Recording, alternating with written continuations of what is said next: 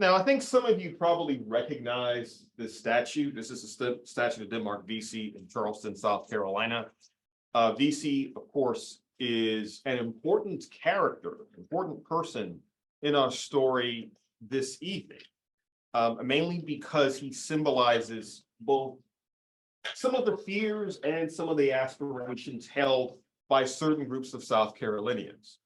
In terms of fears, of course, he summarizes the fears many white South Carolinians felt for the potential for slave revolts, while he also symbolized the aspirations of many Black South Carolinians, both free and enslaved, to end slavery in South Carolina. And we'll come back to the statue later on this evening. It's also kind of interesting to note this because I was at another conference this weekend, this time in Columbia, the annual SHOES conference, the Southern History of Education Society conference. It was a joint conference held between University of South Carolina and Allen University.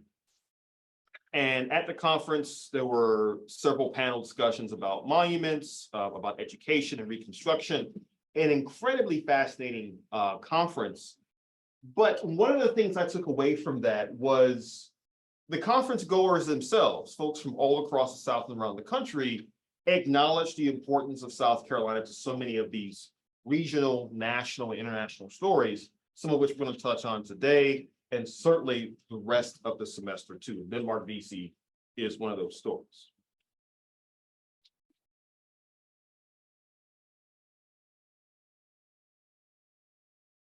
Earlier today, I was talking to a colleague of mine at Claflin about some basic parameters of the history of the Palmetto State. And one of the things that I pointed out to her was, in a lot of ways, the capital of South Carolina should be in Charleston. Charleston has always been the center of the state in terms of economics and culture, and to an extent politics. But one of the things that leaders in South Carolina quickly realized was the rivalry between the Low Country and the rest of the state threatened to tear the state apart. So they decide to essentially build a capital city, which is, of course, Columbia, South Carolina. This was pushed primarily by John Lewis Gervais, who was a delegate to the Congress at the end of the Revolutionary War. And he's really the person in South Carolina who's pushing for this idea to build an actual capital city. So if you want to thank/curse somebody for the existence of Columbia, South Carolina, this is a gentleman to whom you should be praising or cursing. But all kidding aside, this is actually critical to thinking about how the South Carolina we know today really has its origins in the post-Revolutionary War period. The building of Columbia, of course, but more importantly, its contributions to the Constitutional Convention in 1787.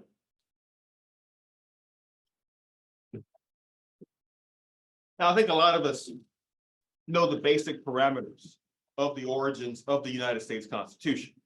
After the Revolutionary Wars end in 1783, there were a few years of a national government under the Articles of Confederation, which was a loose confederation of the 13 colonies, now states. Most national leaders quickly realized that Confederation Congress and Confederation Constitution wasn't going to work. In short, the states, they felt, had way too much power. The federal government had zero power and authority. There really wasn't a real federal government. There was no power of national taxation. The breaking point was Shays' Rebellion in 1786 in Massachusetts, where farmers in Massachusetts rebelled against the state government. Massachusetts asked for help from the Confederation Congress. The Confederation Congress asked the states to send militia to Massachusetts to put down the rebellion, and the states did not do so. This showed to many of the elite in the United States that the country wasn't going to last very long without a stronger central government. And so members of each state government decide to meet in Philadelphia in the summer of 1787, initially to revise the Articles of Confederation. But very quickly, this meeting in Philadelphia turns into we're going to just write a new constitution, which was a surprise to many Americans, in September of 1787 when they were told, oh, the Articles of Confederation, we actually just kind of tore that apart, wrote a new constitution, ta-da. Suffice to say, it was a shock to many Americans. But what was also shocking was the influence of South Carolina on this new national document. Now, these are the delegates who end up representing South Carolina at the National Convention. And I'm going to talk about each of them individually in a moment. There's Charles Pinckney, there's Pierce Butler, there is Charles Cotesworth Pinckney, cousin to Charles Pinckney, and John Rutledge. Now, I know what you're probably wondering, and the answer is yes. The question is, are these men slaveholders? Yes, they were all slaveholders. In fact, that is going to influence what they do at the Constitutional Convention, because they're going to become some of the most stalwart defenders of slavery at the convention. Pierce Butler, in particular, is one of the largest slaveholders in the entire United States at that time. Both Pinckneys, of course, benefit tremendously from slavery, as does John Rutledge. All of these men, as you're going to see in just a moment, bring with them to the convention a deep desire to represent South Carolina and the South, which, to be quite blunt, really means representing and defending the institution of slavery. Charleston was the richest place in the burgeoning nation at that point, right? Yes, absolutely. Charleston was not only a seaport, not only a center of trade and commerce, of course, a center of slavery in the Western world. It's one of the most important ports for slavery in the Western Hemisphere. And in terms of the United States, and I think this is important for the entire course, Charleston itself is one of the most important cities in the new United States. It's just as important economically speaking as, say, New York.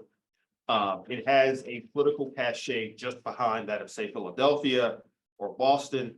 It is, of course, the most important southern city at that time, and one of the most important cities, not just in the US, but in the Americas in the late 18th century, which we'll come back to as well, because these four men, although they officially represent South Carolina, in many ways, they were also all beholden to low country interests. The interests of the Charleston elite, the planter elite in the Low Country, which for folks in South Carolina doesn't exactly make them all happy. We'll come back to that in a second.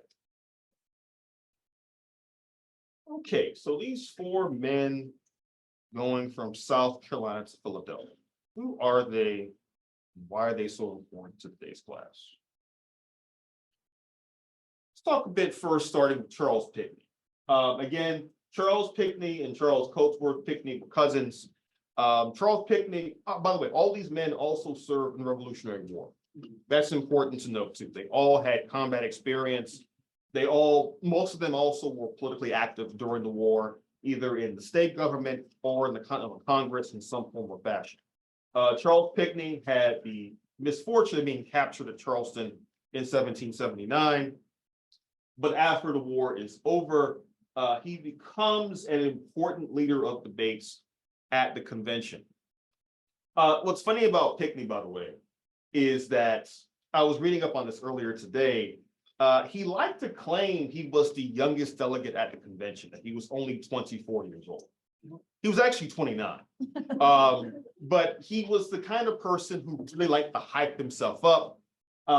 We also know that Pinckney would take credit for some of the biggest compromises at the convention.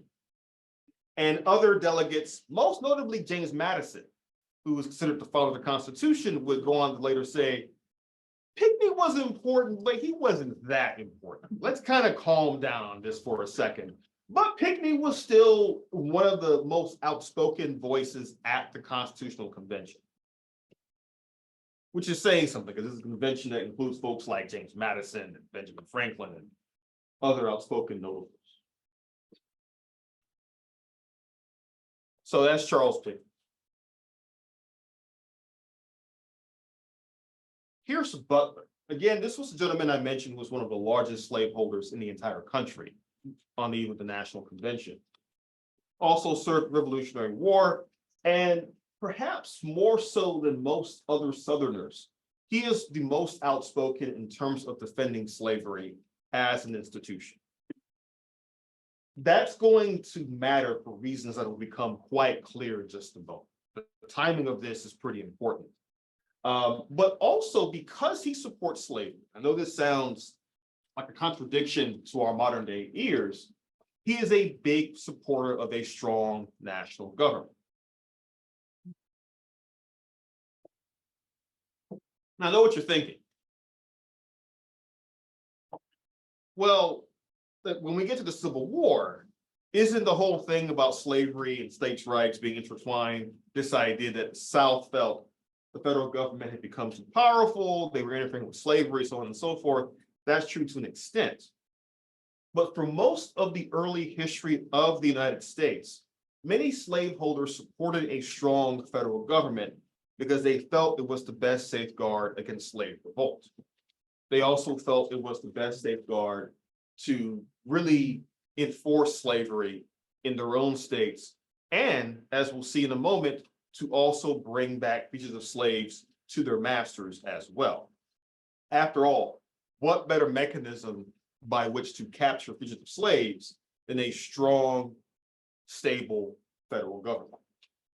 And that was the argument Butler is going to make.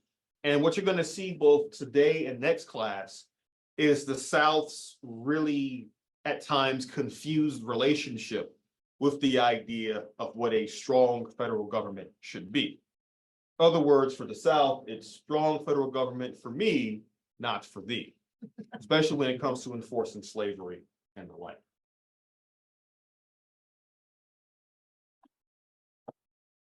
John Rutledge, he was a governor of South Carolina during the Revolutionary War. This will have to be governor when the state was taking the brunt of its worst defeats. So that's unfortunate luck for Rutledge. But at the convention, he's also, like his Confederates from South Carolina, he is also a major backer of the South and of enforcing slavery. Again, you're noticing a pattern here, right? That all of the folks being sent from South Carolina, they may have divides on a number of issues, but their most important belief is in defending slavery. And they're going to make sure the Constitution does that. By the way, I think this is also a really good way of finding out what some of the building and street names are named after here in this city and state. And of course, the Pinckney name is really important in the state's political history. Finally, got Charles Cotesworth Pinckney. Now, out of the four men here, Pinckney is perhaps Cotesworth Pinckney, excuse me. He's the one who's perhaps most amenable to compromise in some form or fashion. In terms of actually writing the Constitution, he's one of the folks who backs the idea of the Senate affirming foreign policy treaties and the like. But he's also open to the idea of some compromise on the slave trade itself.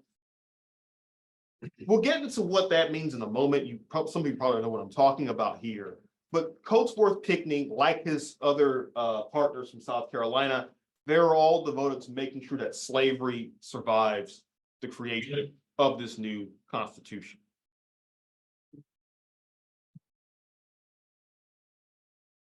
Now, here is a good time for us to backtrack and ask ourselves the question, well, if these men from South Carolina are so hell-bent on defending slavery, what precisely are they defending it from in 1787? I often push my students to remember that when it comes to history, context is always key. Things are often not happening in a vacuum. They're happening because of other events going on around them. And you'll see tonight, there are several critical events, both in a national and international context going on, that are going to scare the living daylights out of white South Carolinians when it comes to defending slavery. One of them is that, okay, by this time, several states have already abolished slavery or are on the way to doing so. During the Revolution, Vermont abolished slavery in 1777. Massachusetts follows suit, as does Pennsylvania, albeit with a gradual emancipation plan. New Hampshire does as well, and also Rhode Island and Connecticut. Now, these are, of course, all northern states. They are doing so for a couple of reasons. The practical reason is that by the Revolutionary War era, while these states have enslaved peoples in them, slavery is not an integral part of their economy. They can afford to get rid of slavery. Their economies are much more dependent on trade with the outside world, with growing industries, with textile mills and the like. But secondly, as we talked about in class last week, the Revolutionary War in America opens up some new and interesting debates on the idea of freedom and liberty for all. And more white Americans in the North, even some in the South, are beginning to question this idea of slavery being compatible with a modern day, supposedly free society. In the North, the abolitionist movement takes off and picks up steam. It also picks up steam in Great Britain around the same time as well. And as we'll see, by 1789, the abolitionist movement will make significant inroads into France as well, with some rather interesting consequences. But in the Southern United States, while there are some who are becoming more outspoken on the idea of gradual abolition, most are saying, no, we can find a way to say that slavery is compatible with our new republic. And from the very beginning, the white South is going to have to come up with a series of theories and ideas about governance to defend the idea of slavery existing in a purportedly democratic republic. But what does that mean for the Constitution? Well, again, when the four men from South Carolina go to Philadelphia in 1787, they are well aware of the fact that all these states have gotten rid of slavery. And they're also aware of the fact that other states like New York and New Jersey are also debating an end to slavery as well.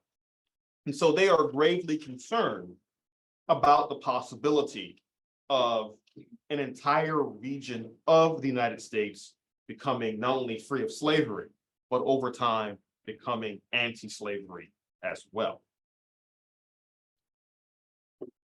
So that's why when they get to the National Convention, one of the things they push for is what is now known to history as a fugitive slave clause in the Constitution.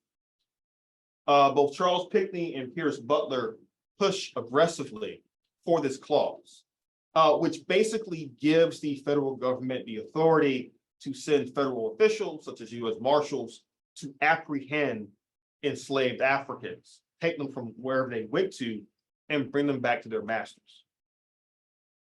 This clause in the Constitution also basically makes it a federal crime to aid and abet fugitive slaves, saying, hey, look, if you help an enslaved person escape to freedom, you are committing a crime.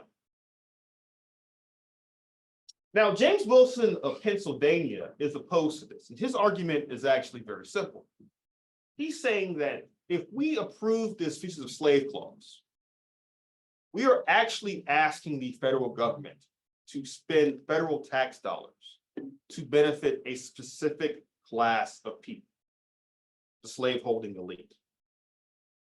We're not doing this for any other group of Americans involved in any other form of commerce, but we're making a special provision for enslavers and the slaveholders in the South to protect their interests by using, again, power of the federal government. Now, Wilson's argument has some support amongst Northerners, but most of the folks at the convention are much more interested in compromise. And they reach a deal with the South, basically saying we will support this fugitive slave clause in exchange for putting a moratorium on the transatlantic slave trade, or at least America's participation in that. And that in 1808, Congress will decide once and for all whether or not to take the United States permanently out of that transatlantic slave trade. And of course, in 1808, Congress will go ahead and do so. But the Fugitive Slave Clause becomes a piece of the Constitution that really never goes away until the end of the Civil War. It is backed by several congressional laws. First President of the United States, George Washington, signs a Fugitive Slave Clause bill in his first term in office. You see it, of course, come up again in the 19th century. And even during the Civil War, there are debates about enforcing fugitive slave laws we'll get into later on. But right from the get-go, the Constitution contains within it provisions defending the institution of slavery itself, principally because of Charles Pinckney and Pierce Butler.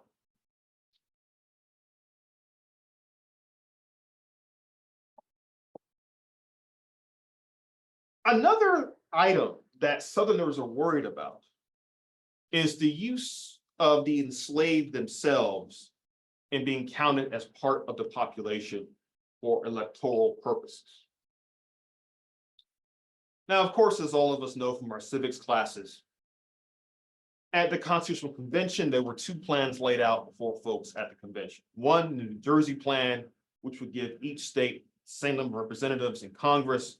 The other, the Virginia plan, which was more about base representation around population.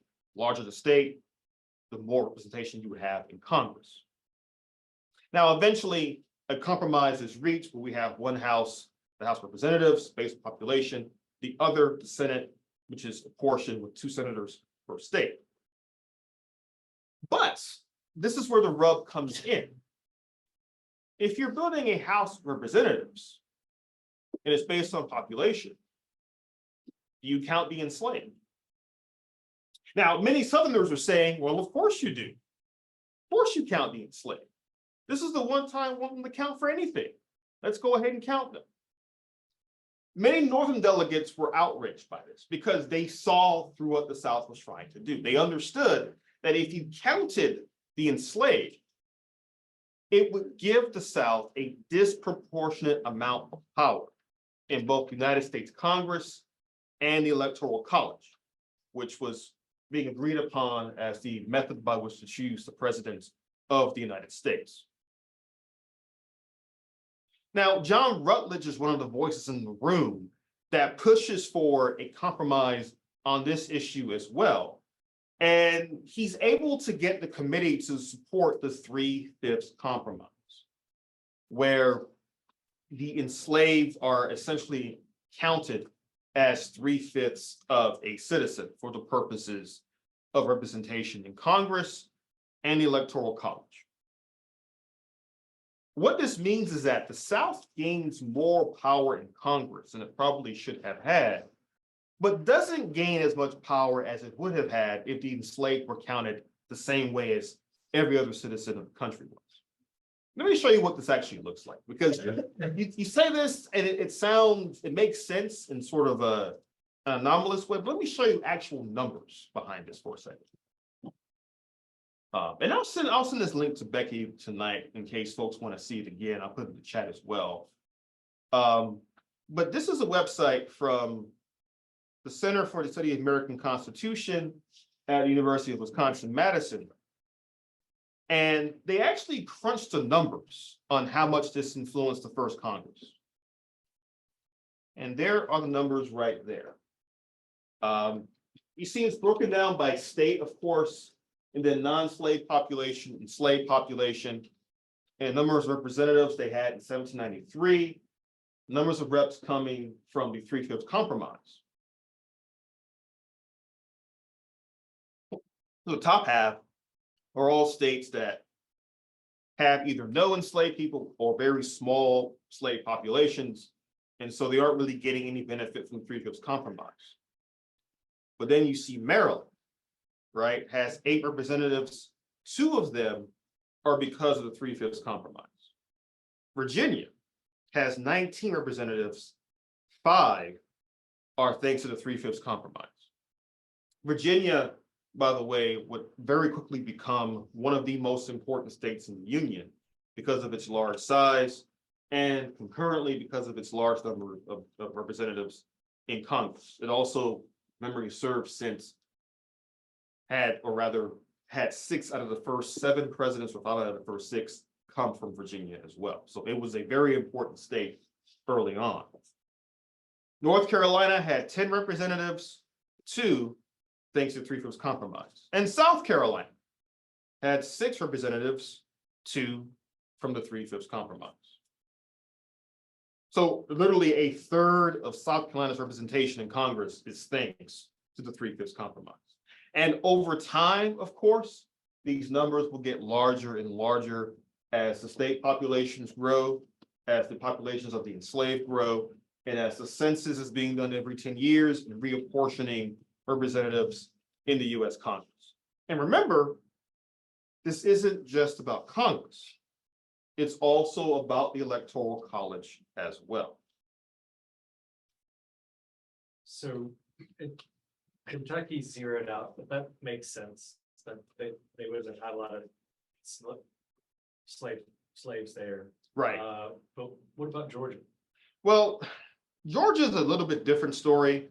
Even though they have like a large slave population, I think part of the issue with Georgia is they only have 2 representatives. And so there's really no room for them to have any growth from the 3/5 compromise. 'Cause keep in mind, the number of representatives has to be 105 based on that first census and the first apportionment of the US House of Representatives in 1790. Dr. Green, let me connect the dot Sure. with that information about counting the enslaved people. There's 3/5, 240 years ago. We have done the mathematics on what the weight of a black vote is in South Carolina today, given the diminution of the weight of a black vote by what's called packing. Like, for instance, Jim Cliven's district is in the 60s, 60% people of color. That's bouncing around 60 something. And that if you have more than 50, that is wasted votes, because you can't do anything with that. You could take them and design them and spread them out, and you can create another district that could be possible to be won. You could create competitive districts. But since 2002, the 2000 census, the White Supremacist Party changed from the Democratic Party in 1970 to the Republican Party by 2003. And so there was a narrow window there where it shifted. They just changed their hats, you know. It was a Jim Crow and then dressed up a little bit. And that the value of the black vote today, the weight of the black vote compared to a white vote, is 3/5. And we can argue that empirically with numbers that will dazzle you. But trust me, not enough has changed. Well, you know, Americans would love nostalgia. So. But again, you know, what we're talking about here is how this early history really influences how the country works even today. And coming back to that point, again, if you go online, I always joke with my students at Claflin. I say, you know, if you ever have some free time, you should go online and read the Constitution. Whenever I say that, look at me like I'm crazy, which is how they usually look at me, but I digress. But if you look at the Constitution, look at the National Archives, it actually shows you what the Constitution looked like then, right? Because there are certain sections that are crossed out now for obvious reasons. For example, the Fugitive Slave Clause is no longer in effect for obvious reasons, nor is the 3/5 compromise. But as Brett just noted, there are other ways these systems influence us even today. When we get into Reconstruction as well, that question of representation in Congress comes up again.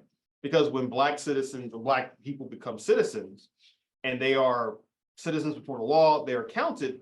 Think about how that changes things during the Jim Crow era when they lose the right to vote, but they're still being counted for the Electoral College and the House of Representatives. Again, these systems all combine to work to keep things like white supremacy going. And again, the Constitution cannot be ratified without these compromises between North and South.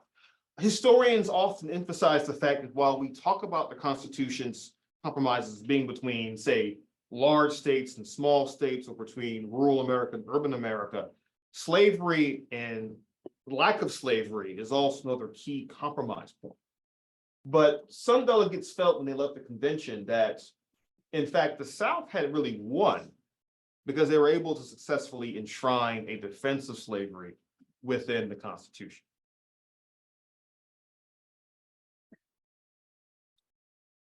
Now, that was certainly good news to the folks in Charleston. Again, as Brett pointed out, Charleston in the 1780s is one of the most important cities in the Western Hemisphere. It is certainly the largest southern city at that time. It is a key city of trade and commerce in the United States. But also, if you're living in Charleston in 1787, you have one eye on South Carolina and another on the broader Atlantic world. Again, Charleston was very much a city that was part of this larger Atlantic world.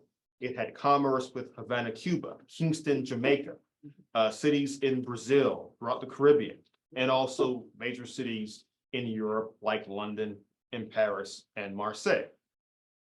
So when you're thinking about Charleston and South Carolina and the elite in South Carolina, they are not just acting in the best interests of South Carolinians. They believe that they are making sure that South Carolina stays firmly ensconced within this larger political and economic system. That's the good news for them. The bad news is that when there are certain upheavals in that Atlantic system, say, I don't know, revolution or two, those are going to come to Charleston as well in some form or fashion. South Carolina has never, as much as we might joke about this, it has never cut itself off from the rest of the world. On the contrary, as you'll see in a moment, South Carolina has been influenced by the world and in turn has influenced the world. Brett and I have talked for years about doing a deep dive on South Carolina and US foreign policy. And what you're about to see is some of that influence on foreign policy right from the nation's founding. But before we get to that, we talk about actually ratifying the Constitution. Because, again, going back to civics classes, we kind of think of it as they write a Constitution in 1787 and it's ratified and everybody lived happily ever after. Not quite. There was an intense debate about the Constitution all throughout the country for a variety of reasons. Number one, a lot of Americans thought they were just revising the Articles of Confederation. And so when they're given a brand new document, they're a bit surprised. It didn't help that the convention was basically held in secret. It was held in Philadelphia, it was held in Constitution Hall, everyone knew it, but no news came out of that building for months. They were simply meeting and discussing, deliberating. Next thing you know, they have a brand new Constitution. Also, a large number of Americans, known as anti-federalists, were skeptical of this new Constitution and how much power it gave the federal government. They wanted certain safeguards and protections for the rights of ordinary citizens. And actually, it's because of the anti-federalists we have a Bill of Rights in the first place.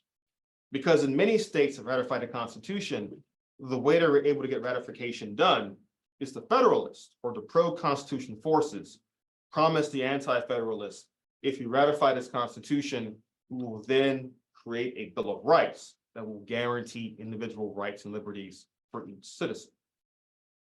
So when you're reading the Constitution, what you're actually reading is the actual Constitution of the United States, and then the Bill of Rights, the first 10 amendments, and then each subsequent amendment after those first 10.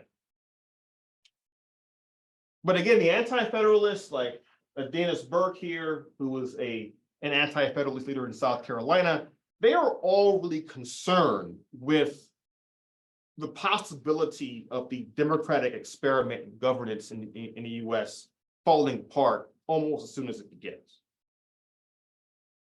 And this is why they're so adamant about a Bill of Rights. You have to keep in mind, when the United States wins independence, most European observers assume that either the country will fall apart into 13 smaller states, constantly bickering with each other, or they will end up with a dictator.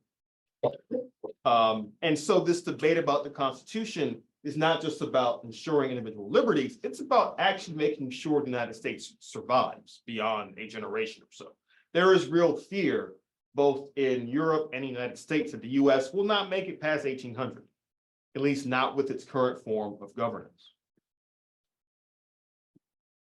Was the Bill of Rights contemporaneous with the Convention of Philadelphia? What was the time lag between the Bill of Rights and the Constitution? So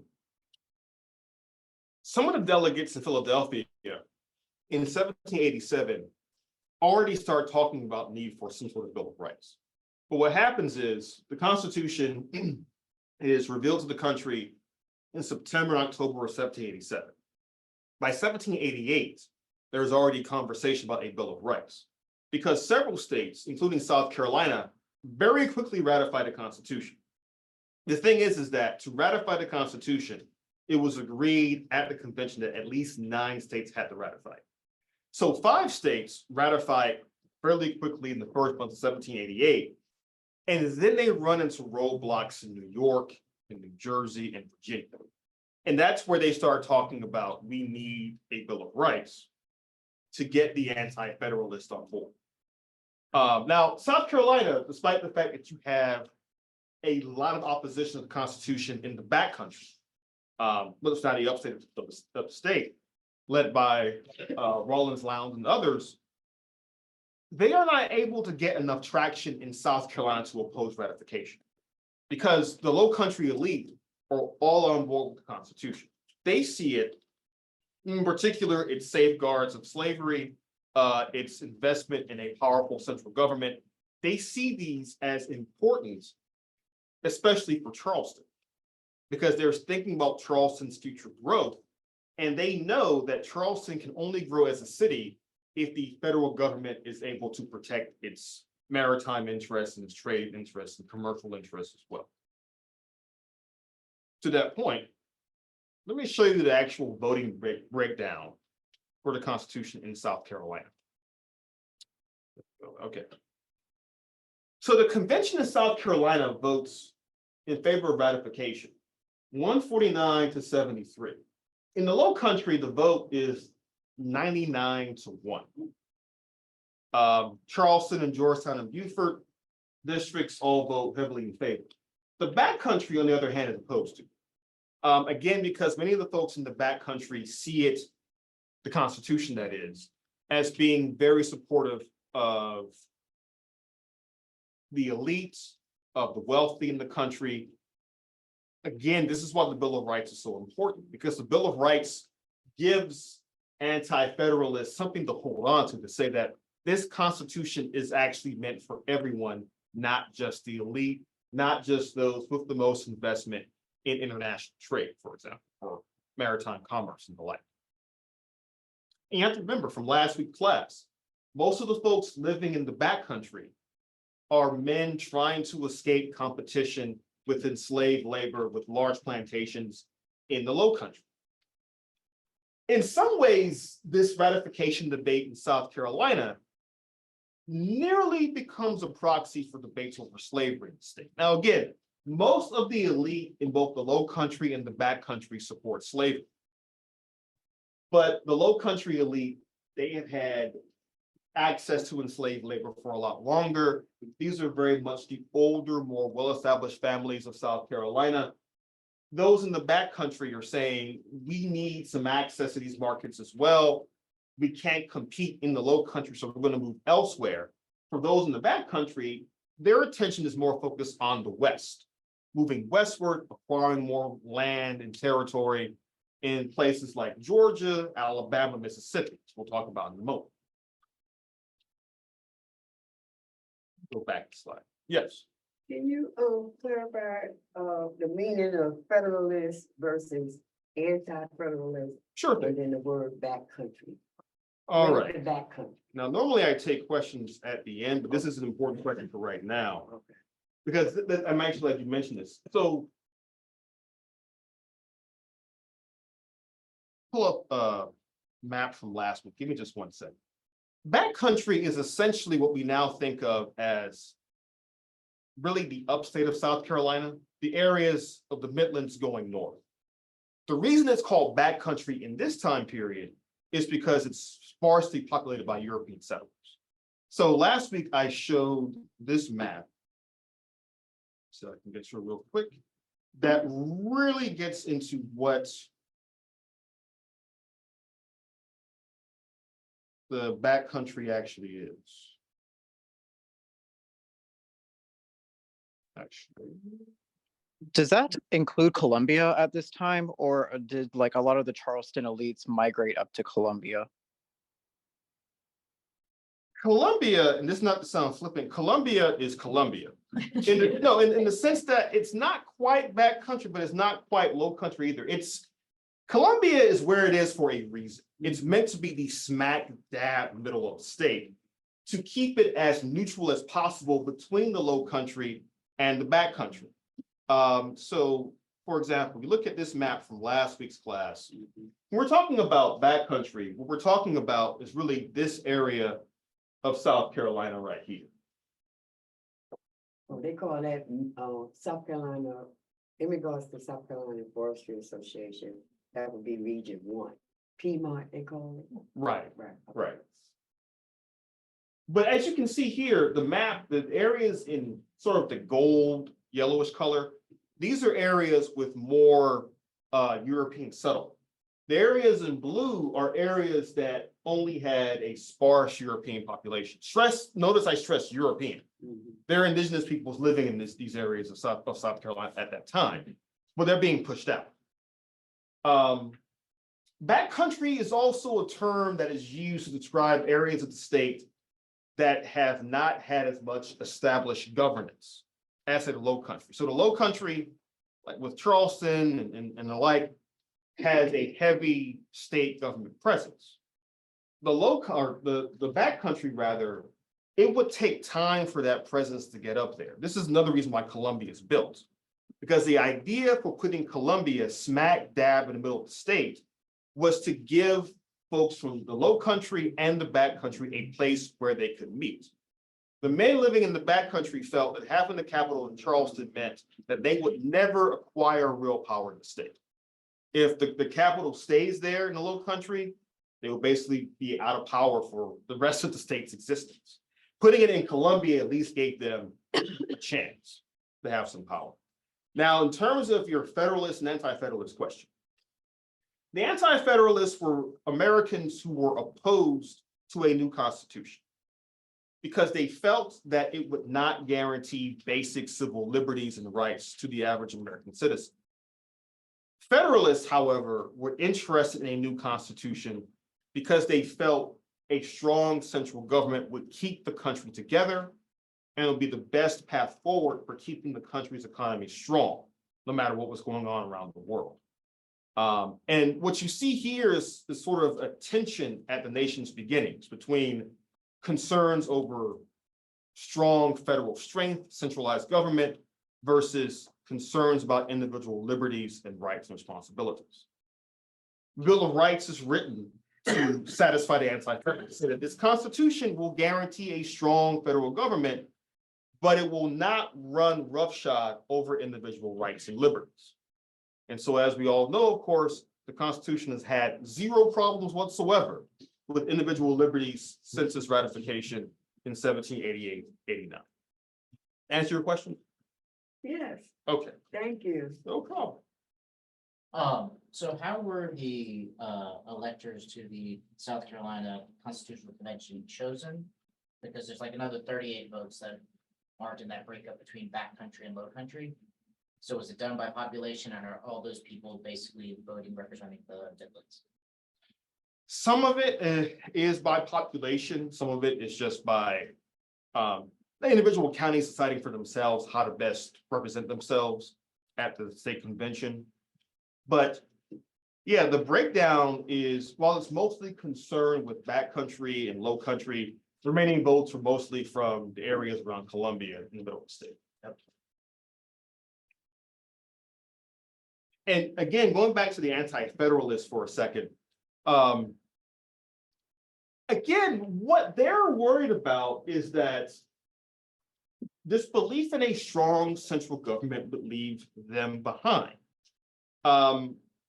I don't want to say that anti-federalists and backcountry are synonymous, but they basically kind of are. Most of the opposition to the Constitution in the state of South Carolina is in the backcountry, because again, they are seeing the Constitution and its belief in a strong government as a defense of the low country elite of Charleston as a major port city, and to them, that is not in their best interest.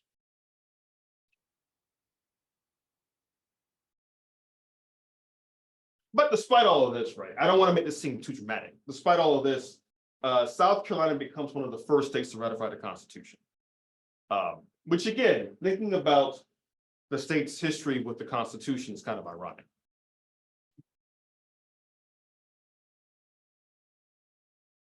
Dr. Greene, let's remember to connect the dots between the original strong support for federal government by the people running South Carolina to what we'll get into, I think, next class, with these same people trying to nullify the federal government, and now we have them running around screaming, states' rights. Well, and again, I don't think we'll get to John C. Calhoun this evening, but Calhoun, spoiler alert for next week, or I guess more of like a preview of things to come. Calhoun will begin his career about a generation after this in the 1810s. And he would begin as a staunch supporter of the Constitution and as a staunch supporter of the federal government. He was very much a nationalist. As I think most of us know, that's not going to last very long. And he's going to do an about face. But to that point, one of the themes in this course, like throughout the entire semester, is that to be a politician from South Carolina is to walk an incredibly fine line between support for the federal government and central governance and the like, and still being beholden to interests and values within South Carolina, namely the idea of a strong belief in states' rights, whether it's John C. Calhoun, Ben Tillman, Cole Blees, James Burns, Strom Thurmond, or Lindsey Graham or Tim Scott. They are all playing this really interesting game of being national leaders of conservatism on the one hand, but also because they're representing South Carolina, having a unique outlook on those conservative values that makes them popular here, but not popular enough for national office. You'll see this especially with John C. Calhoun and our good friend, James Burns. So what about the Indians? Were they in the backcountry? And By this point, they are barely in the state at all, unfortunately. They're being pushed out of the backcountry into Georgia and Tennessee. And as we'll see pretty soon, they're pushed out of the South entirely thanks to the Trail of Tears. Well, what happened to Cherokee, Blackfoot, and Choctaw? They were pushed all out. Yes. Wow. 1839. Wow. Now, that's something that we're getting to as well. But in terms of folks living in the backcountry in the 70s, 80s, and 90s, they are also pushing indigenous peoples out. Slowly at first, but over time it builds up. But to that point, and to what's going on in the state at this time, one of the things that happens is that when the new national constitution is ratified by 1789, each state has to rewrite its own state constitution to go along with it, to kind of not contradict the federal constitution. So this begins the process of South Carolina writing a new state constitution. And this is where things get interesting. So because of the fact that the Constitution has revealed real divides in South Carolina, the low country elite basically say, you know what, we're gonna put our foot down on these backcountry folks.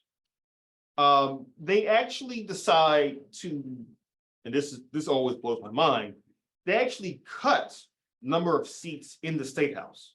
Normally, when you write a new constitution, you expand the house or what have you. They actually cut it in half, from 208 representatives to 124, or close to half. They also, think about who this benefits. They actually increase property qualifications to hold office. So if running for office, you have to have at least 500 acres of land and 10 slaves, or at least hold $11,000 worth of real estate holdings. And that's $11,000 in 1790. So imagine how much that would be today. Also, despite the fact that they put the capital in Columbia, the Low Country elite decide, well, you know, it'd be nice to keep some of those state offices in Charleston as well. So they end up having several offices having two locations, a Charleston location and a Columbia location. There are two state treasurers, for example, one in Charleston, one in Columbia. Other key government offices in the state have offices in both Charleston and Columbia. So while there is a new state capital, the Low Country elite are not fully giving up their power in the Low Country and in Charleston. Suffice to say, the folks in the backcountry are not terribly happy about this either. And again, you have folks in the backcountry who don't like this new constitution, and they're arguing that the state legislature doesn't represent the actual state. That actually most of the population lives in the backcountry, at least the free population, free white population. And so they form what's called the Representative Reform Association. Not exactly the sexiest name in the world for an organization, but I digress.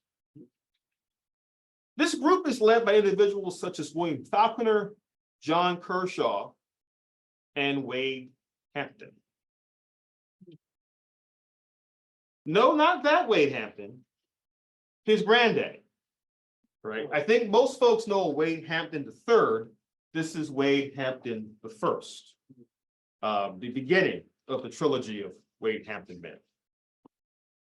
And again, like I said last week with Patrick Calhoun, the father of John C. Calhoun, you're seeing these well-established families in South Carolina having their origins during and after the Revolutionary War era. Wade Hampton's one of the writers of the pamphlet, An Address to the People of South Carolina, by the General Committee for the Representative Reform Association at Columbia. And in this pamphlet, folks like Hampton are making the case that this Constitution is not terribly democratic. It doesn't match what the new federal Constitution is trying to do, because despite the fact that most white citizens of the state lived in the backcountry, they lived outside the Low Country, this was very much a pro-Low Country document.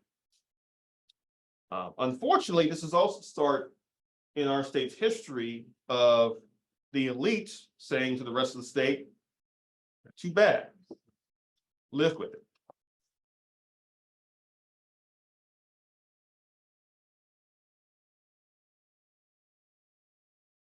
And again, folks like Wade Hampton are becoming very concerned with what this debate also means for the fate of slavery in South Carolina. Now, again, context is king here. By 1790, there is a small revolution going on in France that is attracting attention in the United States. And even in South Carolina, there are men who are taking sides on the French Revolution. In particular, and this is going to sound, I think, somewhat familiar to us even in the 21st century, some of the leaders of the backcountry opposition are accused of being revolutionaries because they actually want to make the system at least somewhat more democratic. They are even accused of the most dangerous thing to be accused of at this time, which is to be opposed to slavery. Now, the backcountry elites, they were not opposed to slavery. They wanted a piece of the action like anybody else did. Their whole thing was they felt that the Low Country was trying to hold on to slavery as their chief form of political power in the state. But there was some anti-slavery sentiment in the backcountry. You have a growing population of Quakers in the backcountry. Other religious groups like Methodists also start to come out against slavery, but their numbers are not enough to change the debate on slavery in South Carolina. If that debate's going to change, it will have to change because of other reasons. But in the 1790s, the backcountry was seen as a hotbed of revolutionary sentiment, mainly because of its opposition to low country control. And again, I saw the question in the chat about the Quakers.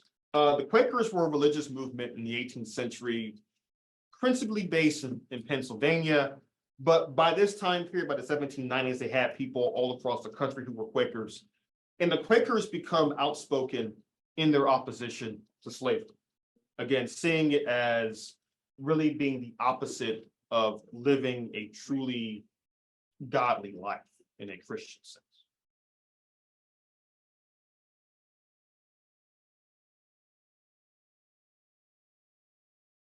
Now, this is the part I've been looking forward to this evening. I mentioned before how South Carolina is being heavily influenced by foreign policy and foreign affairs.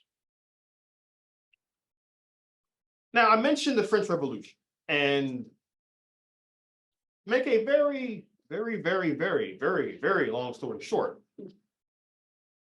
In 1789, King Louis XVI calls into session what becomes the French National Assembly in an attempt to enforce new taxation to save the French budget, save the French government from economic collapse. When he calls this session, which hadn't been called since 1614, back to Versailles, outside of Paris, most of the members of the so-called Third Estate, common people of France, demand more representation and power in the central government. This begins the French Revolution, which originally began as we're going to take our absolute monarchy and turn it into a constitutional monarchy with a king and a parliament or national assembly. Fast forward to 1793, and the French have asked themselves, well, at the end of the day, who actually needs a king anyway? And they execute King Louis XVI. Around that same time, or a little bit after that, Citizen Genet, who is the French ambassador to the United States, comes to Charleston.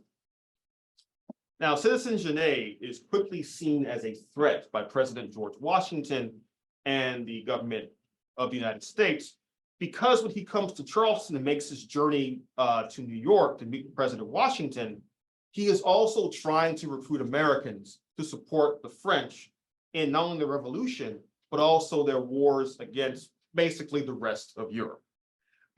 Because the European powers are afraid of the revolutionary contagion spreading beyond France, Prussia, Austria, and Russia, later Great Britain, all declare war on France in 1792-93, sparking basically nearly 30 years of warfare between the French Revolutionary Wars and the Napoleonic Wars later on. President Washington wants to keep the United States out of the war in Europe. Citizen Genet reminds Washington that, hey, we have a treaty of alliance from the Revolutionary War. You should actually honor that treaty now by helping us against our European adversaries. And President Washington's response is, treaty? We signed that with King Louis XVI, the dude you guys just beheaded a few weeks ago. So no, we're not going to honor the treaty. There is a lot of support across the country for the French Revolution, however, because many Americans, not all, but many Americans see the French Revolution as an outgrowth of the American Revolution. Even after King Louis XVI is executed, they still see it as representing the best ideals of both the American and French revolutions. So surely, these same Americans will be just fine with the revolution in Saint-Domingue, aka the Haitian Revolution. And why did they kill, I'm not clear, why did they assassinate King? Whatever. King Louis XVI. Well, so it's actually I don't want to say it's a funny story, because it's not ha-ha funny, but it's interesting funny. But essentially what happens is King Louis XVI, when they first go to war with the other European powers, he believes there's no way this can hurt him, no, actually help him either way. If you go to war, as we all know, a war often increases the power of the central government, so he'll be well off anyway. And if the French lose the war, he'll still stay in power because the other European powers are trying to save his monarchy. However, King Louis XVI and his wife, Queen Marie Antoinette, they try to eventually flee France in disguise because they can sense that the people are turning against them. Now, this is the funny part of the story. As they're trying to escape France, they actually stop at a small inn or hotel in the middle of France. They're in disguise. They get a room at the hotel, everything seems fine, and the hotel person at the front desk sees King Louis XVI, looks at him, and then sees the portrait above him of the king. Looks at the portrait, looks at the king, looks at the portrait, looks at the king, and says, "Hey, aren't you King Louis XVI?" And the jig was was up at that point. That was basically it. He and the queen are captured and sent back to Paris. They are put on trial. And to make a long story short, the French revolutionaries argue amongst themselves the best path going forward. Now, keep in mind, the King of France, up to that point, was seen as a representation of God on earth. So people thought, well, they wouldn't actually kill the king because technically represents God's will on earth. Revolutionaries didn't care about that. They execute him and the Queen Marie Antoinette for treason against the French state. And when that happens, a lot of supporters of the revolution in Europe turn against it because they think it's going too far.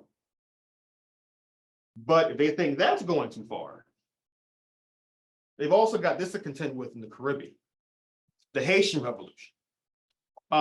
Now, we could spend all semester talking about the revolution in Saint-Domingue. To make, again, another long story very short, in 1791, Saint-Domingue, what is now present-day Haiti, was the most profitable colony in the Western Hemisphere. It was so profitable, in fact, that when the French lost the 7 Years' War in 1763, they told the victorious British, you can take our Canadian possessions, you can take New France, you can take Louisiana, you can take all of our possessions in the Western Hemisphere, just let us keep Saint-Domingue. That's how profitable it was. And it was profitable for really for two reasons: sugarcane and the enslaved who cultivated that sugarcane. Sugar was an incredibly profitable crop in the late 18th century. And if you're wondering why, well, ask yourselves this question. Out of the food and beverages you've consumed today, how many of those items included sugar in them? All of them. Get a sense of how powerful sugar actually was. I want to say all. Yeah, I mean, you're probably right. I mean, I have been surprised by how many items actually have sugar in them, but I digress. But the enslaved on Saint-Domingue rise in revolt in 1791, partly because in Saint-Domingue, there was a slaveholding elite that was trying to ignore the revolution in France. In France itself, however, the National Assembly had outlawed slavery. They even brought in representatives from Saint-Domingue to represent Saint-Domingue in the National Assembly. Slaveholding elite didn't like this, but the enslaved majority, the vast majority of folks living in Saint-Domingue were enslaved, rise in revolt in 1791, kicking off a 13-year revolution and a battle and a fight that would eventually have the enslaved fighting against France, Spain, and Great Britain, sometimes at the same time. Now, Americans are watching the events in Saint-Domingue with a lot of nervousness, especially the slaveholding elite in the South. In fact, at one point early on in the Haitian Revolution, the white slaveholders in Saint-Domingue reached out to South Carolina directly for assistance. They're asking for arms, for money, and even for militia to help them put down the slave revolt in San Domingue. Governor Pinckney wrote in a letter to President Washington, quote, "Their communications are of an affecting nature, being a country of similar possessions," end quote. In other words, they understood what was going on in San Domingue because it was very much the nightmare scenario for the end of slavery in South Carolina. Now, the state government here decides to send money and ammunition, but does not send the state militia to go die in San Domingue. They want to defend slavery, but not quite that badly.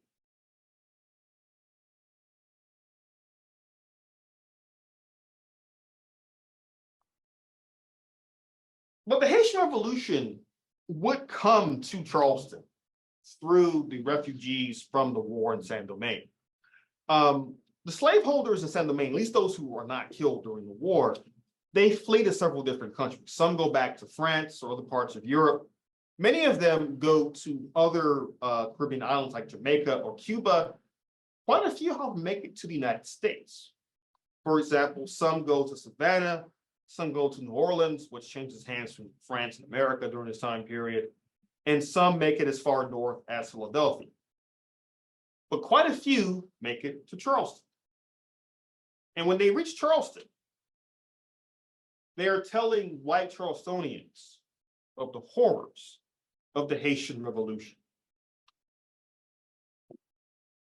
That the enslaved themselves are daring to not only fight back, but to actually win in combat against French soldiers, Spanish soldiers, and British soldiers during this revolution.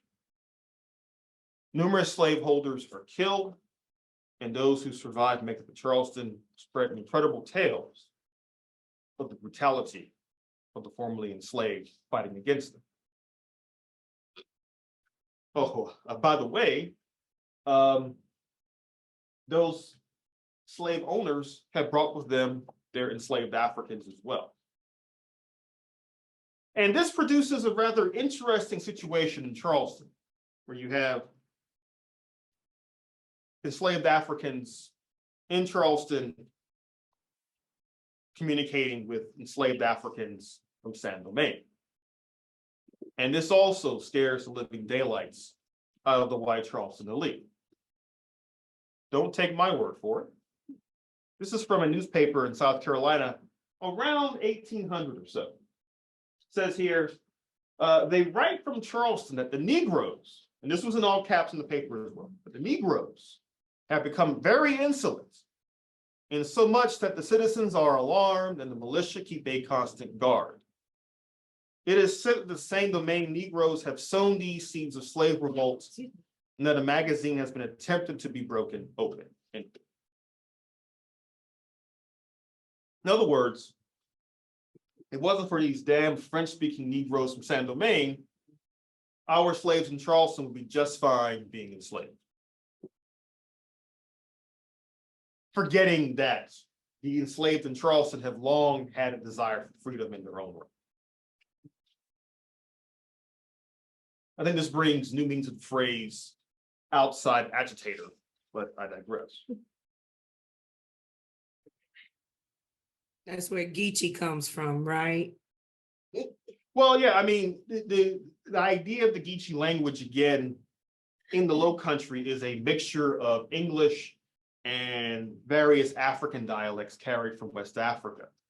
And so if you think about this for a second, if you were an enslaved person or just a person living in Charleston around 1800, you would have heard English, you would have heard French from the folks fleeing the Haitian Revolution. You would have heard the Gullah Geechee dialect as well. Again, Charleston was a very cosmopolitan city. We don't think of it like that today, but we actually should.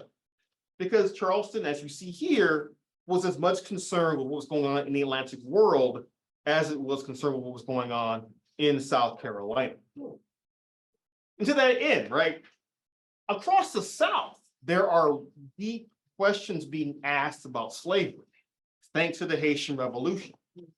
For example, Thomas Jefferson, who at one point during this time period serves as minister to France and Secretary of State, and then eventually vice president, he says, quote, "It is high time we should foresee the bloody scenes which our children certainly, and possibly ourselves, have to wade through and try to avert them."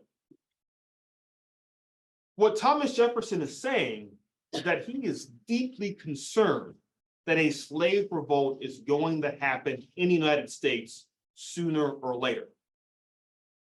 In fact, many of Jefferson's most important writings in the 1780s and 90s, most notably his book, Notes on the State of Virginia, deal with these questions of slavery and emancipation. Now, Jefferson starts talking about pushing for what's called gradual emancipation, setting a plan in place for a timetable to end slavery over the course of decades, if not generations.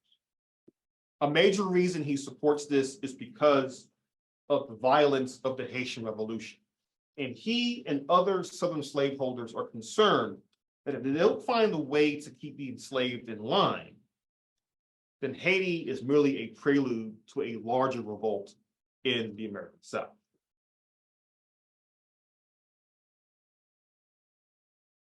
And by the way, Notes on the State of Virginia is actually online if you want to read it. And in that book, Jefferson lays forth his observations of Virginia in terms of geography, culture, climate. But the best remembered sections are his stances on slavery and race, where he says people of African descent are clearly meant to be enslaved. But he also writes, there is no way for whites and Black people to coexist in this country unless one group either leaves the country or one group destroys the other.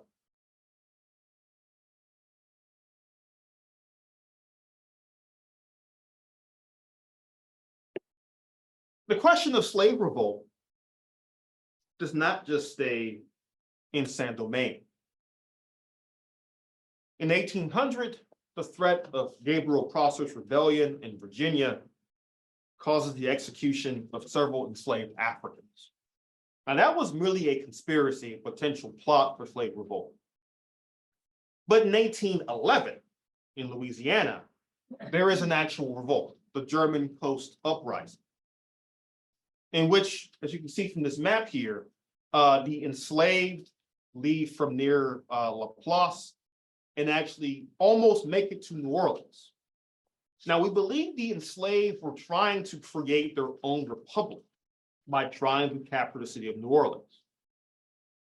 And that might sound crazy, except this was only about 7 years after the end of the Haitian Revolution. And the enslaved in this revolt come very close to taking New Orleans itself.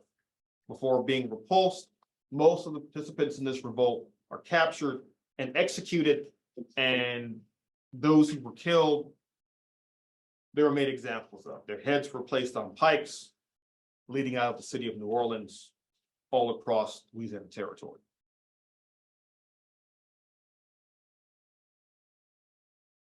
A couple years ago, in fact, there was a reenactment held of this revolt, where people dressed up in period costumes and marched the same route from La Place to New Orleans. But in the reenactment, they actually get to New Orleans. And they had this massive celebration of Black life in Louisiana. You can actually go on YouTube and watch it. It's actually really, really fascinating to see.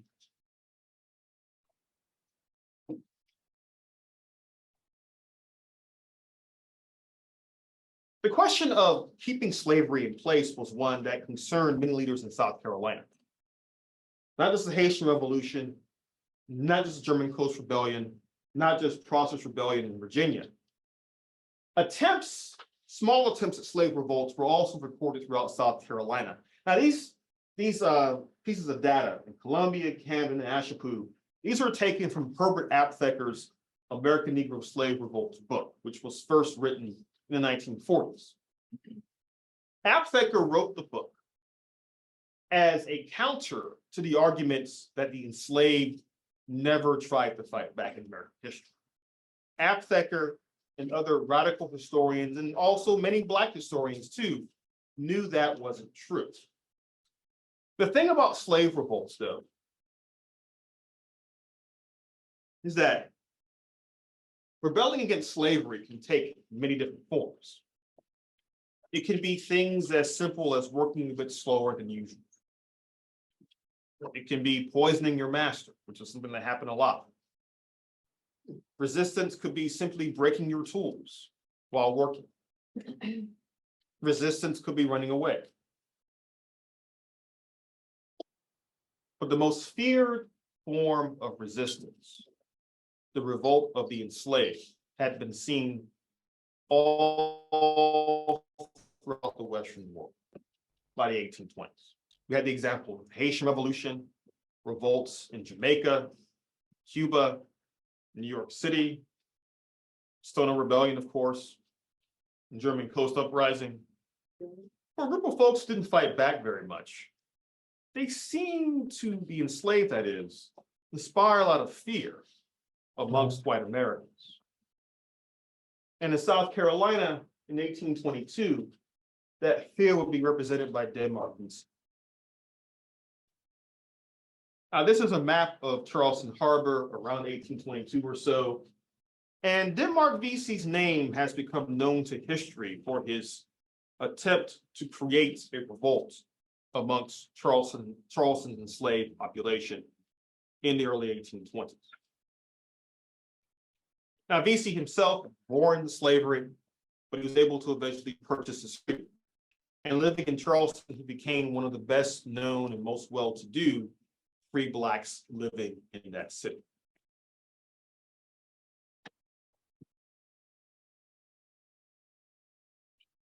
Being part of a free Black community in Charleston meant that Vesey, like his counterparts in the city, had almost daily interactions with the enslaved. I want you to all keep this in mind, because this is important for tonight and next week. In history, we often refer to enslaved African Americans, enslaved Africans, and free Blacks. But free is very much in quotation marks. If you were a free Black person living in, say, South Carolina, your rights were quite limited, and you were always seen with suspicion and scorn. Because by the 1820s, skin color was seen as the most important marker of one's status as an enslaved person or as a free citizen. But most Black people who were free in the United States, while they were purportedly free, they were vulnerable because they were, for the most part, not really citizens. For example, many parts of the South, especially, you had to carry on you papers saying you were actually free at all times. It's like carrying a driver's license now, except there is 100,000 times more importance having those freedom documents on your person at all times. And in Charleston in particular, even if you yourself were free, there are many free Blacks in Charleston who had members of their family who were enslaved. And so there was sufficient reason for them to want to support a slave revolt in Charleston. They knew that, and the white elite also knew that, which is why free Blacks in Charleston were always seen with suspicion by the white population. They were the potential conduit for freedom for enslaved Africans.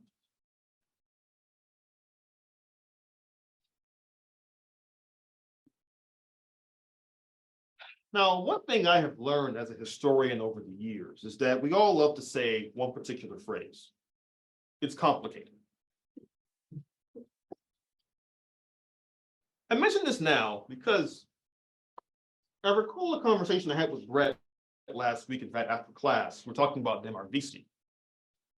And amongst historians, especially in the last 30 years or so, there's been a debate about just how far Vesey's conspiracy had actually gotten.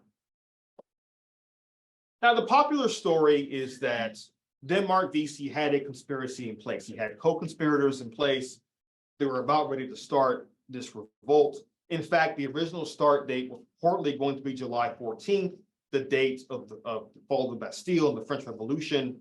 often seen as like the most important date on the French Revolutionary calendar. We know that VC and his conspirators were aware of the Haitian Revolution, of the contacts with slaves from Saint-Domingue and the like. What we are not so sure about is how far along the conspiracy was when the local and state authorities broke it up in June 1822. We're not sure if VC and his men were about ready to set off the revolt, or if they were still building things up. What we do know is that the word of a conspiracy led by Denmark Vesey scared the entire state of South Carolina. And it would lead to Vesey's capture, the capturement of his co-conspirators, and many of them either going to jail or being outright executed for their attempts to foment a slave revolt. But again, context is key here. There's another reason why folks were scared of Denmark Vesey. And it's because of a Maroon named Joe, who at the same time as Vesey's conspiracy was underway, Joe, a Maroon, had been basically attacking planters and plantations in the Low Country in the Midlands for 2 years. Now, where Denmark Vesey was a free man, Joe the Maroon was an enslaved man who escaped from slavery and fled into Congaree Swamp. There, he acquired allies who were also enslaved men and women who were living in the swamp, living off the land. And Joe the Maroon became the most notorious enslaved person in the state of South Carolina from 1821 until 1823. He and his men evaded capture for 3 years in Congress. Now, again, this is happening at the same time as the Denmark Vesey conspiracy is uncovered. So think about that. For South Carolina's elite, the men in power in Columbia and the slaveholding elite in Charleston, you have not one, but 2 examples of what resistance to slavery can look like. And in the case of Joe, largely successful resistance, because again, they don't capture him for 3 years. In fact, the only reason Joe the Maroon and his men are caught is because other enslaved Africans turned them in. The state government promises, they say, if you are an enslaved person, you help us catch Joe, we will give you your freedom. And that is how Joe the Maroon was captured and executed. By the way, this book on the screen, this is Maroon Communities in South Carolina by Timothy James Lockley. This is a really good book on Maroons in South Carolina, but I can assure you, this is not the last time I'll mention Maroon. We'll talk about them again next week. But this is why I always encourage folks, if you have a chance, you should visit Congaree National Park, because that's where many Maroons fled to in South Carolina. If you take a guided tour, Congaree Park, National Park, within 5 minutes, you'll understand how it was that Joe could live off the land for so long. Even with like GPS and modern phones and the like, it is still difficult to navigate Congaree Park without an actual guide. Trust me, I know. I've worked there for some time. It's a gorgeous landscape, but also incredibly dangerous. Why is it dangerous? Well, because it's a swamp and it's very easy to get lost in if you don't have actual guidance support. There are still stories of folks in the last like 20 years being lost there for like 12 hours. They can't get out. But after all this happens, the state government passes new laws designed to not only keep the enslaved in line, but also free Blacks as well. For example, they passed what is called the Seaman Act, which basically says if you are a ship that comes to Charleston Harbor and you're a Black sailor, you have to either stay on the ship or stay in the Charleston City Jail until your ship leaves, because they saw Black sailors as potential threats too. They're the ones who were spreading news of the Haitian Revolution, of other revolts across the Atlantic world. Also, they were the ones who could at times provide forged documents and passes to Black people to help them get them on the ships and assume new lives as sailors. Also, the state government tells free Blacks in Charleston that some of them are basically forced to leave the state permanently. They cannot come back to South Carolina. For those who remain, they have to have a white benefactor who will speak on their behalf to say, basically, this person is in fact a good Negro. This is all a direct consequence of VC's rebellion or VC's conspiracy, and also Joe Maroon. So I want to end tonight's class by giving you a little morsel from next week, from the Civil War Reconstruction period.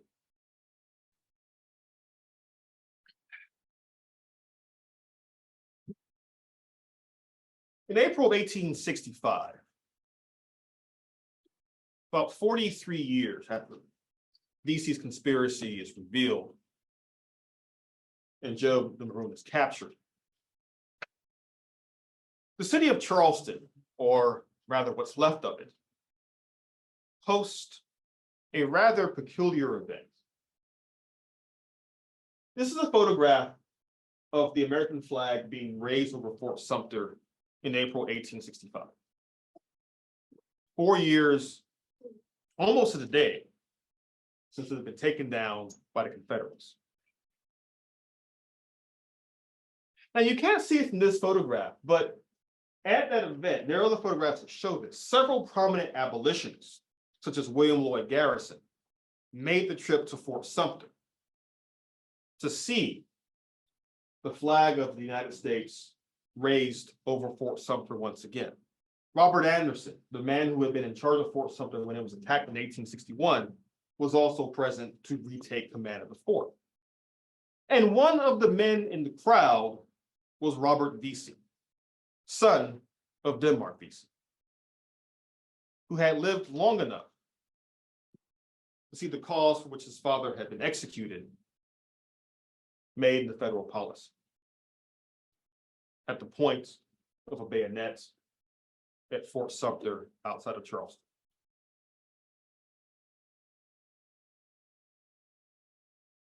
Usually history doesn't have happy endings or even lukewarm endings. But I like to think that Robert Vesey being at Fort Sumter in 1865 was the universe saying, every once in a while, the arc of the universe does in fact bend toward justice. Okay. All right, so let's go ahead. We have some time for a few questions. I'll check the chat and see if there are some questions. Okay, so one question real quick. I'll get to Melissa Reyes' question. Can you explain Rollins' logic on the Constitution making South Carolina a new backcountry? That's a good question. Basically, what Lowndes Rollins was saying was that if the Constitution gave too much power to central government and federal authorities, it risks making places like South Carolina being less relevant in terms of national affairs and the governance of the country. This was a big concern also for the anti-federalists. They wanted to make sure that there wasn't too much power in the central government, that states like South Carolina had a voice in that government. Let's see. Okay, Nicole Sanchez, see your hand is raised. Go ahead, please. Hi there. I actually have two questions.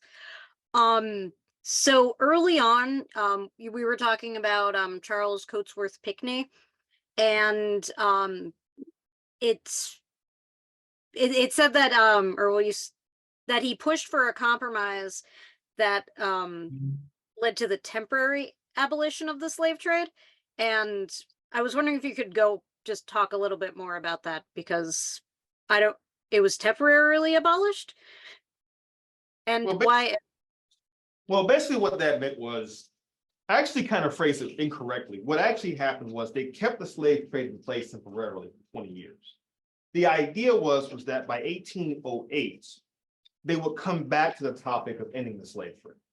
The idea being that they all kind of assumed Congress should go ahead and end it in 1808, which is what happened. Okay. That makes sense. Okay, so my other question was just, okay, so, Joe the Maroon was, captured and turned in because, because, enslaved people were promised their freedom. Yes, Do we know if they got it? they actually did. The couple of enslaved men who turned Joe in did get their freedom, surprisingly enough. The state government made a promise and they actually lived up to it. But your question is actually also interesting for a different reason, because we can get into the question of why the enslaved turned Joe in beyond wanting their freedom. Part of it was that Joe and his band of Maroons, when they attacked plantations to steal food and clothing and the like, they oftentimes came into direct conflict with the enslaved on the plantations too.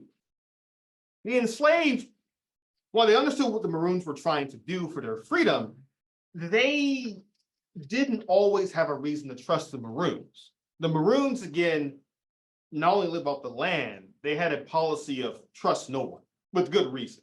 Because of, again, what happens to Joe. Joe is turned in by enslaved Africans who were promised their freedom.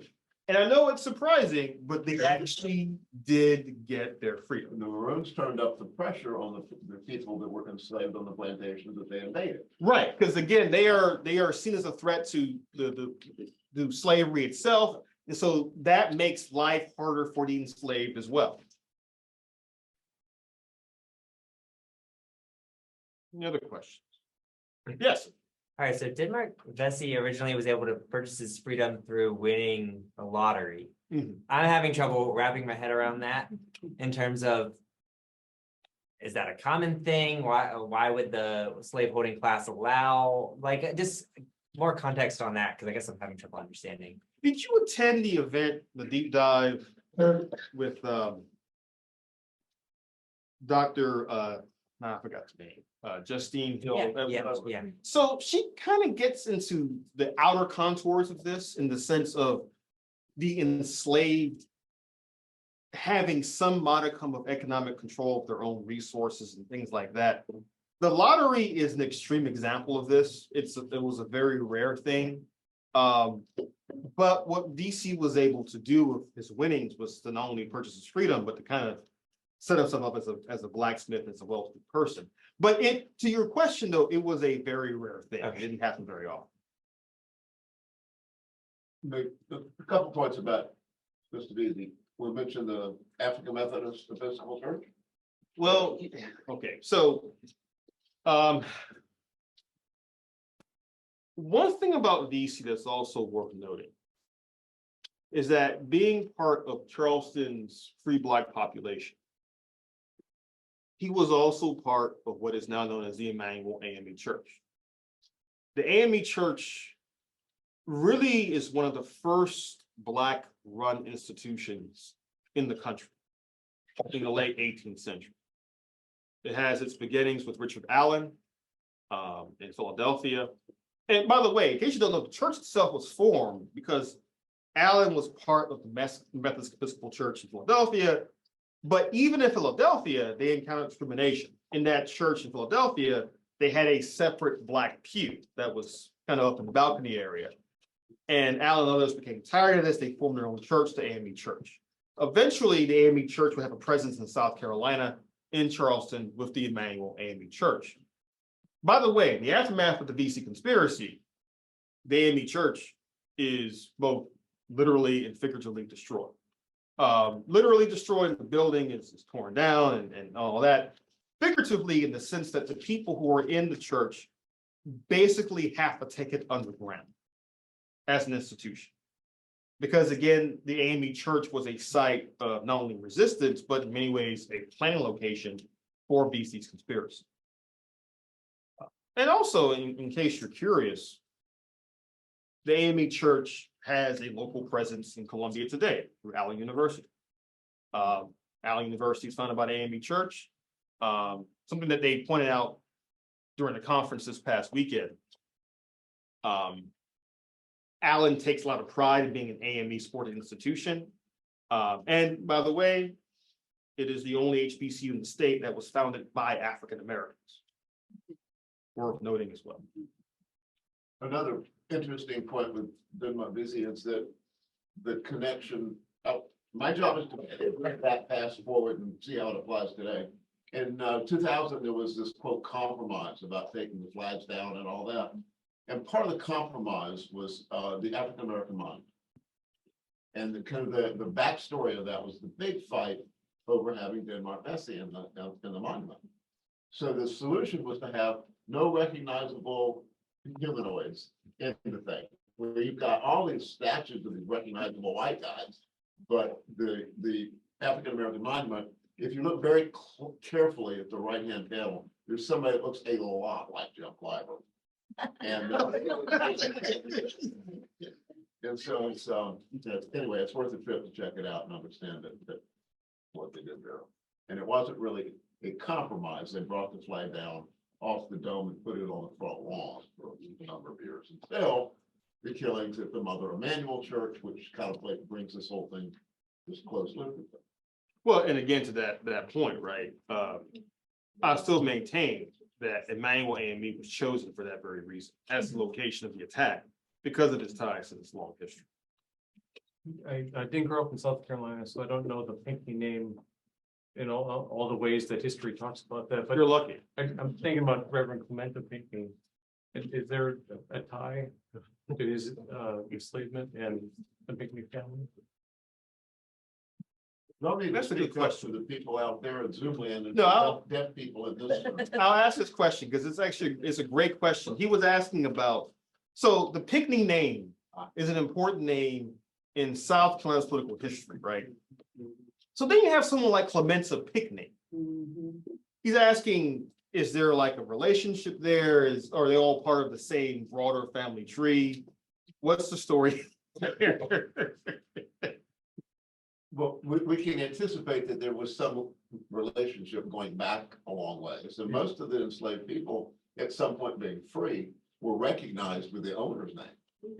And that's certainly been changed over time, but we have Clementa Pinckney was one of Joe Neal's mentees, and we have pictures of him at one of our founding conferences at Penn Center before he became a legislator. And he was just one of the best people you could ever possibly hope to meet. So it was quite a blow to see that happen. But I grew up in Beaufort with Pinckneys around me. And there were Pinckneys that were name rich and, money poor, and there were Pinckneys that were land rich and these are white Pinckneys and black Pinckneys. The white Pinckneys had the money in the land. And to that point, this is the photo that Rick's talking about. That's Clementa. Yeah, the one's right over here at the microphone. Very young. That's the day they got shot. That's Penn Center. No. And again, I think, and not to go too far ahead with the course, but I think one of the things with the Charleston massacre that's not talked about enough was that, yes, it was a massacre, it was a tragedy for that reason, but it was also a political assassination. Because Clementa Pinckney was one of the most important politicians in the state at that time. And taking down the Confederate flag was a good gesture, but in a lot of ways, it was quite literally the least the state could have done to honor Pinckney and the others. Because as we'll get into later this semester, Clementa Pinckney, he had an actual progressive agenda he tried to press forward in South Carolina. And it is, I think, one of the great tragedies of the recent history of the state that we lost Clementa Pinckney and Joe Neal.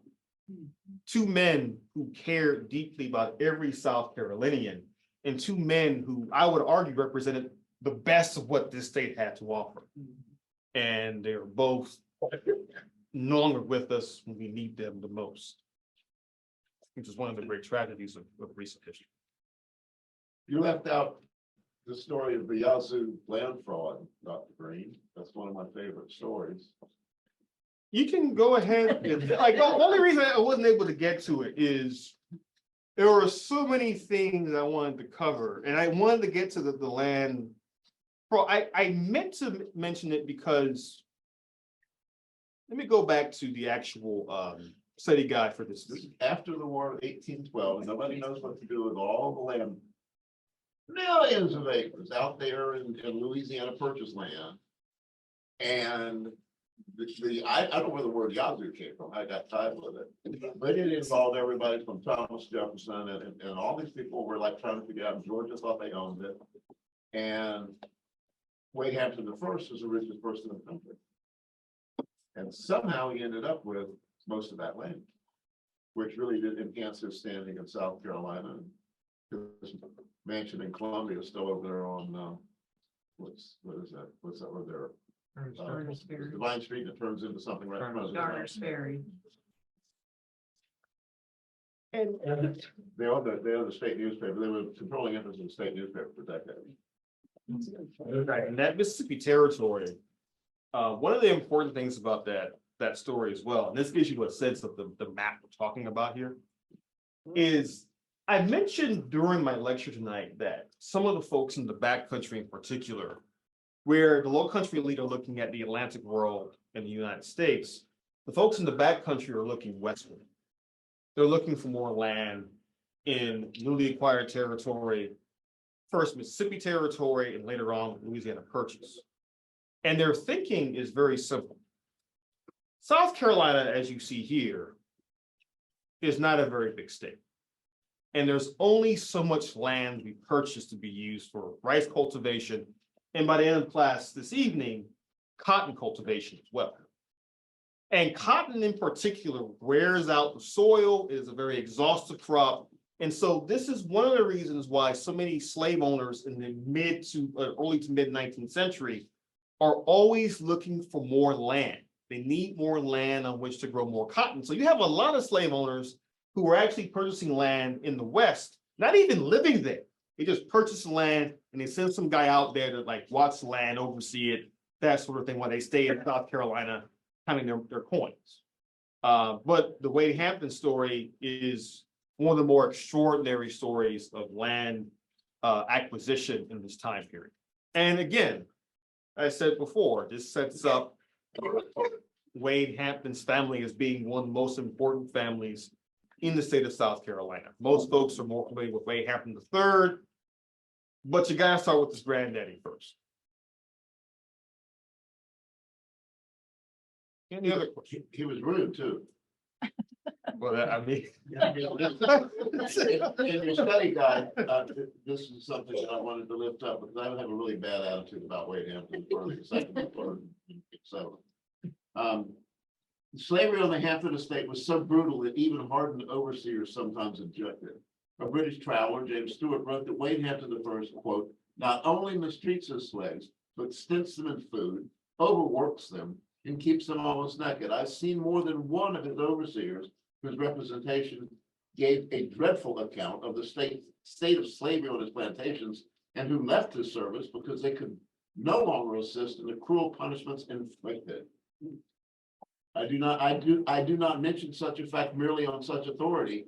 General Hampton's conduct towards his slaves is a matter of notoriety. And there's a lot of things named after the gentleman, and like I said, he was rude. We love naming things after unsavory people in this state. What can I say? Yes. So when they were drafting the Constitution, did they consider Native American at all, or was it just not even? Okay, this is a great question. This is why I love Jessica will always get great questions here. So they did. Let me show you how they did that. I joked earlier that I asked students to read the Constitution. I'm actually quite serious about that. So in the Constitution, there are references to indigenous peoples, but generally the references are such a type that they're saying that these people are not citizens or they exist outside the purview of the Constitution itself. This gets into another tricky topic, which is how early America dealt with the indigenous peoples. Because for some, like for example, George Washington and Thomas Jefferson didn't agree on a whole lot, but they both believed that if the government treated Native Americans fairly, treated them basically as like sovereign states, through treaties and the like, they believed that at some point down the road, the United States could absorb those tribes into the US and make them, if not American citizens, at least part of the country as a whole. Many other white Americans disagreed with that, and they felt that that the indigenous peoples only existed to really be pushed out in favor of white ownership of the land. And to make this point, let me just pull up the Constitution really quickly. If you take a look at it,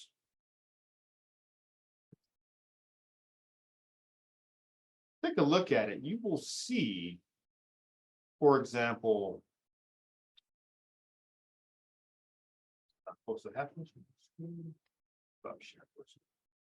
what you'll see is that when they're writing the Constitution, one of the things they're very clear about is that, okay, here we go. This is actually what I was looking, taking the full circle. They're making it clear that the indigenous peoples are not part of the country. So the Three-Fifths Compromise mentions the Indians directly. Let me read the actual compromise to you guys real quick.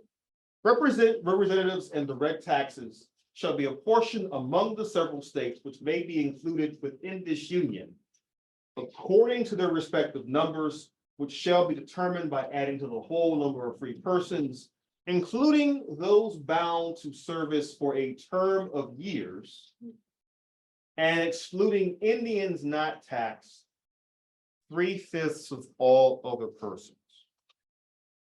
So what that's saying is that when they wrote the Constitution, they acknowledged there were some indigenous peoples who were living amongst the general population who were being taxed, paying taxes, that sort of thing. But there were others who were living within the borders of the country that were not. And so they're acknowledging that this population exists. But again, with the Constitution, this is how I always frame it. The Constitution as a document is one that you have to read very carefully, both for what's in it and for what's not in it. And so if you look at the Constitution, the indigenous peoples are only mentioned in this context, and I think in like one other section, which is Section 8 of Article 1 about Congress, which says here to regulate commerce with foreign nations and among the several states and with the Indian tribes. So again, the status of the indigenous tribes in the eyes of the federal government is being established as one where they are seen not quite as foreign nations, but also not as foreign nations either, which is what makes, as we'll see next week, the treaties with the indigenous peoples so often easily broken by the US government, time and time again. Yes. And 2 weeks ago, I don't remember his name, Christopher Judge said that Native Americans were not included in the census at all in 1790 through 1840. And is there a correspondence between that date in 1790 being, isn't that when the Constitution? Yes, that is the first census of the new Constitution. I would assume that was intentional if they're just leaving them out of it at that point. Yes, because again, what you're seeing there is the nation not really being sure of how to view the indigenous peoples in relationship to the US government. They're not quite citizens.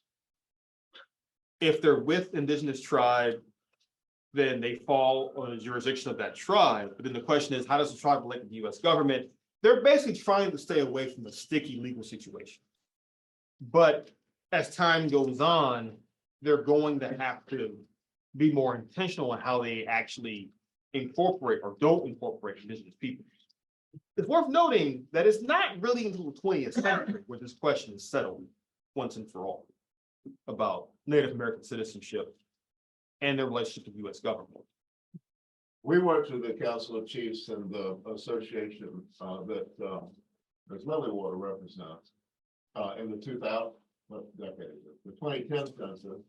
And the difficulty of getting Native American people to talk to the federal government because they're here to help you. And part of what we were working with is the reality that the apportionment of the amount of tax money that comes into could be your sewer district, it could be your agricultural district. The Clemson Extension Service has money for people. And so we could do this thing about this is what you can get if you get counted. But it's still one of the lowest counted populations in the United States for reasons I can imagine. So let me ask you, can they vote? Ma'am? Can these Indians vote in South Carolina now? Yes, ma'am. But if they're not part of the census at that time, then they're not represented in the government, right? You mean, has anyone been elected? No, I'm saying in between 1790 and 1840, if they weren't counted in the census, then they were not represented No. in any way, Keep in mind, though, women are counted in the census, they haven't been either. right? So the Constitution needed some time to evolve, so to speak. But you're absolutely right. Again, this is showing how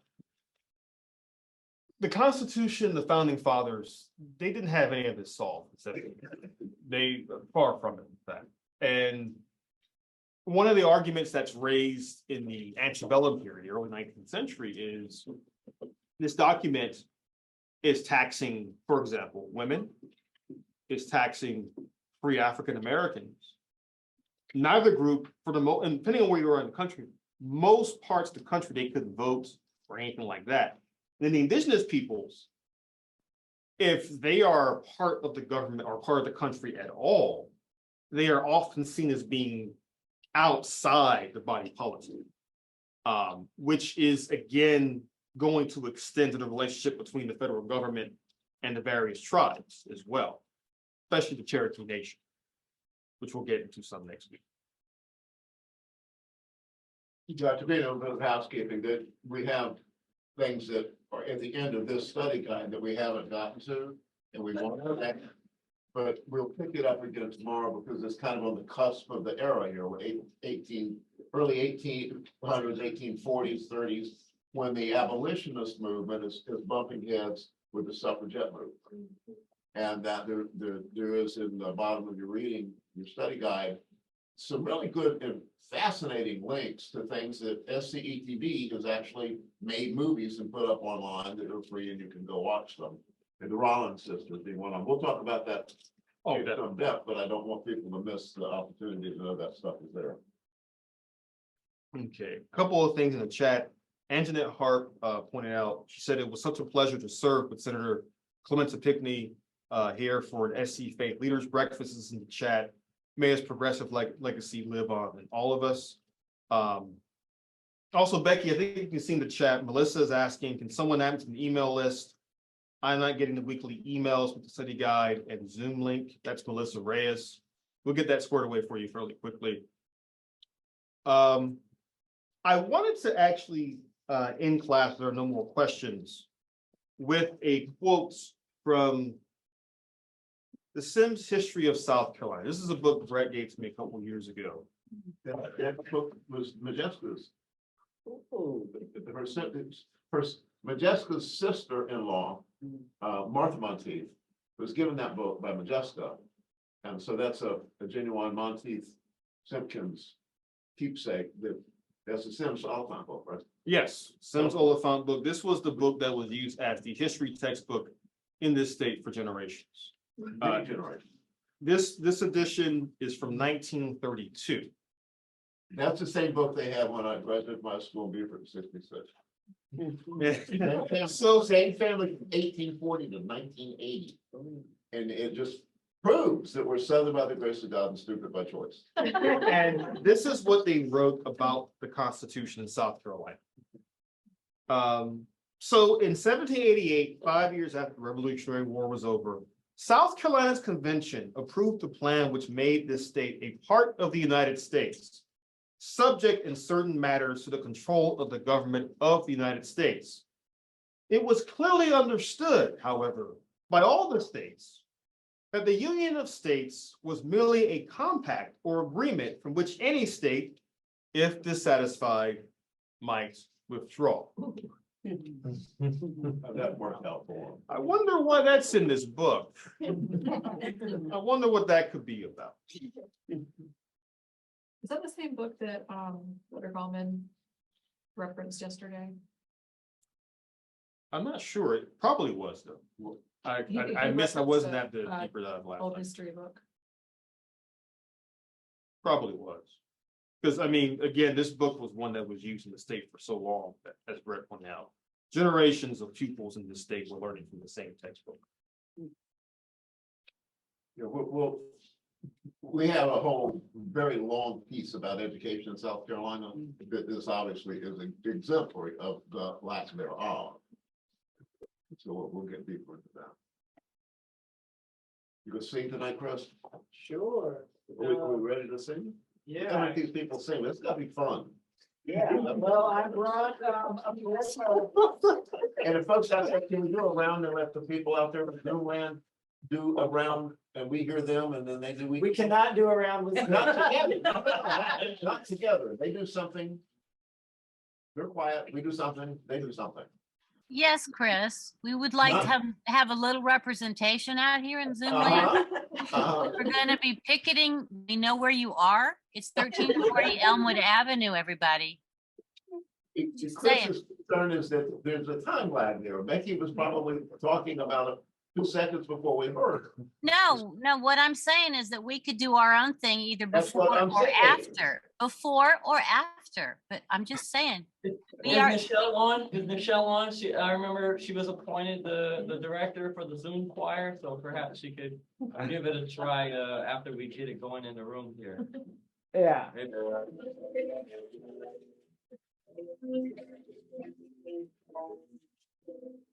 One, two, ready, sing. We have come too far, we won't turn around. We'll find the streets with justice, we are freedom bound. We have come too far, we won't turn around. We'll find the streets with justice, we are freedom bound. All right, so we want to try a round? Yeah. Let Becky lead one up there. This is, it's not gonna work because everybody's, listen, everybody's computer is gonna take a different amount of time. And so when you try to sing together, it's just gonna be like popcorn.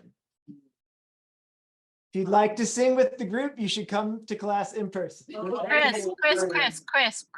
Chris. Yes. Let me just clarify. We did not have to sing at the same time or in a round. We just wanted some equal time up here in Zoom land. We can do it afterwards if it will. Yeah, go for it. All right. Do it. I think she was saying gonna do it afterwards. No, whatever. Yeah.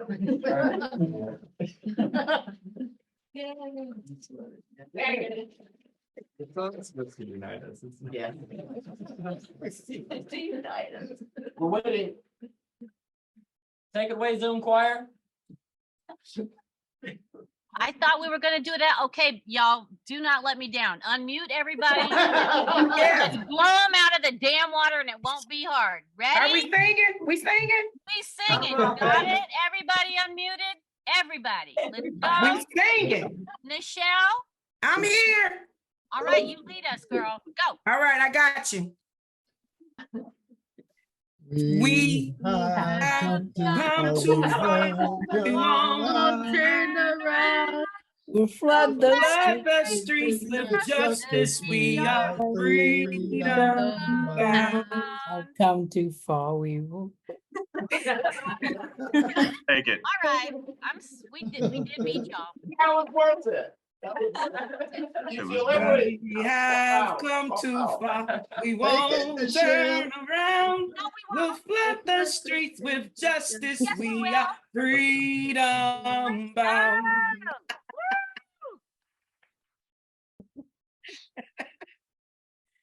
love y'all. I'm going to go eat dinner. What are we having? We're having ham, egg, and cheese.